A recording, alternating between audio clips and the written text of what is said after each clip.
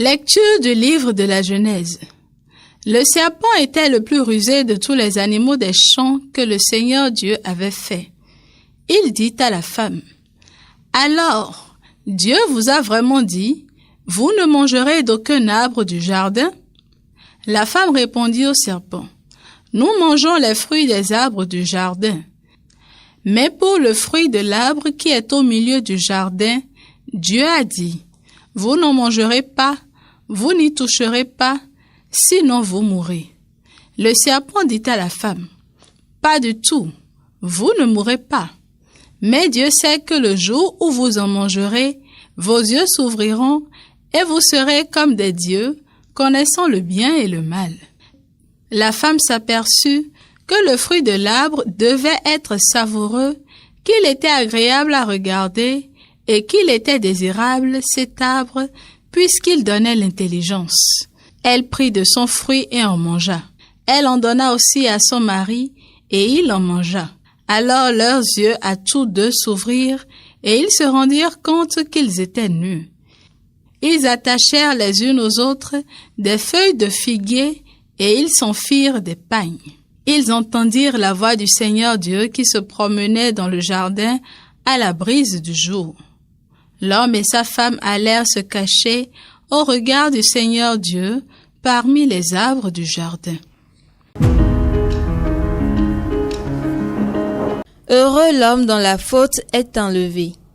Heureux l'homme dont la faute est enlevée. Heureux l'homme dont la faute est enlevée et le péché remis.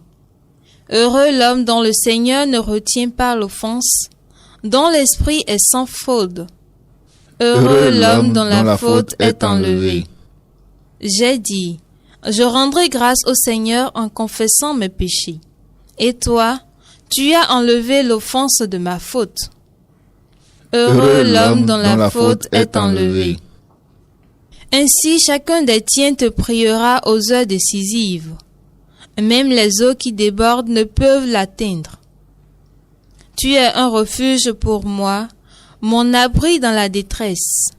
De chants de délivrance, tu m'as entouré. Heureux l'homme dont la faute est enlevée.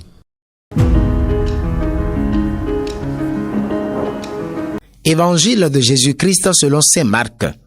En ce temps-là, Jésus quitta le territoire de Tyr, passant par Sidon, il prit la direction de la mer de Galilée et alla en plein territoire de la Décapole.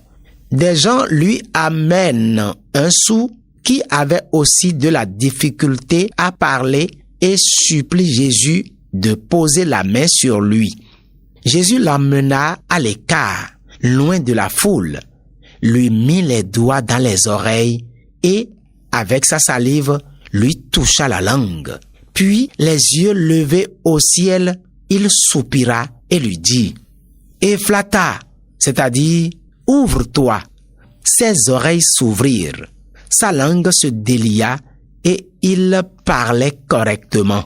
Alors Jésus leur ordonna de n'en rien dire à personne. Mais plus il leur donnait cet ordre, plus ceux-ci le proclamaient. Extrêmement frappé, il disait, « Il a bien fait toutes ces choses. Il fait entendre les sourds et parler les muets.